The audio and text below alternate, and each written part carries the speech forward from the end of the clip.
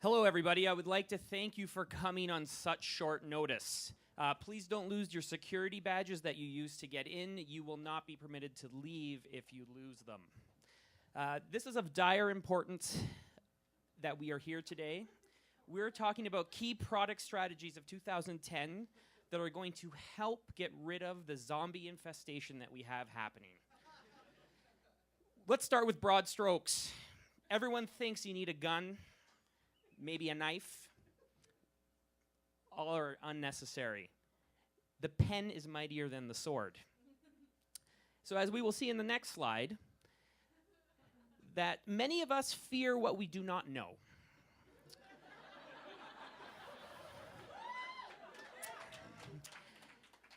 What we need to do is we need to visualize how the zombies will go down. What is it? Is it an animal? Is it an insect? Is it a human? How will we use the pen to make the zombie ineffective against us? Most of all, this is the new world we live in. It's 2010, right? It's zombies everywhere out there. Have fun. This is the new reality, okay? Most of all, this is why it's exciting. We're the last people left on the wonderful earth. So let's do some cost-benefit analysis of what it means to be the remaining survivors on planet Earth. Well, it's a lot more flexible. Forget monogamy, okay? We need to get down and busy with everybody, all right? Let's be nimble. Rule number 34 is cardio, okay? If you can't outrun these guys, you're not in the special hut underneath the Drake. Okay. Being cost effective, well, really, this is a big thing that we need to unlearn, and that's half the problem.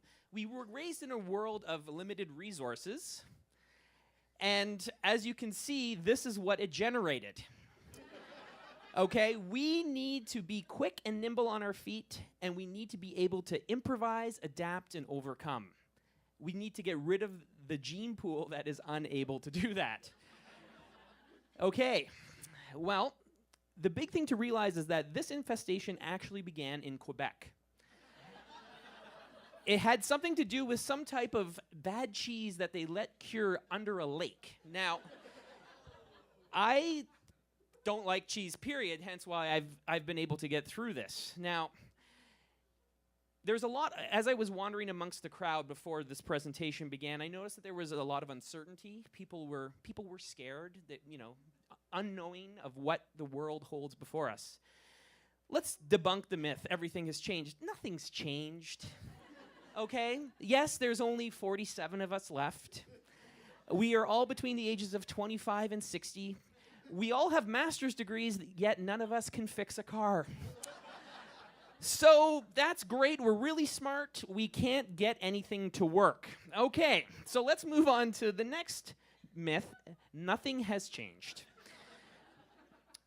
Again, nothing has changed in the sense that I still can't get the Subaru Outback to turn on, and you can't fix the blender. So what are we going to do to solve the resource crisis that we have? Well, first thing is we're going to learn all the things that we understood about tweeting, and we have very strong thumbs.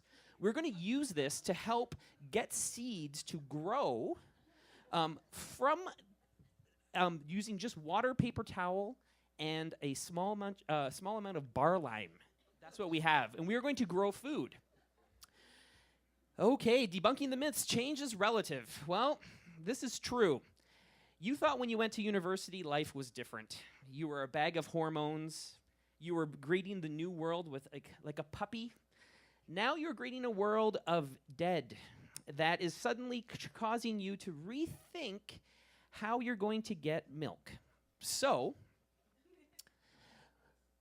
interesting, the climate. Okay. So, these three people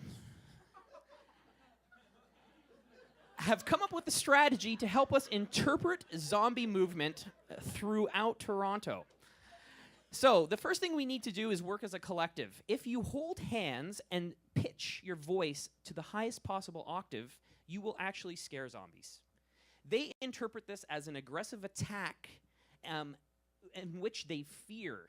So what we need everyone to do right now is hold hands with your partner. The person sitting next to you, please do it. Okay, and we're going to practice this together because the safety of us leaving the Drake tonight is very, very dependent on this. So let me hear your highest pitch octave squeal. Ready? 1, 2, 3. The world is safe with this group of people. Thank you. I think that was pretty comprehensive, so I don't know if there's going to be any questions, but if you do have one, let us know. Can I milk a gorilla? As long as you use your thumb.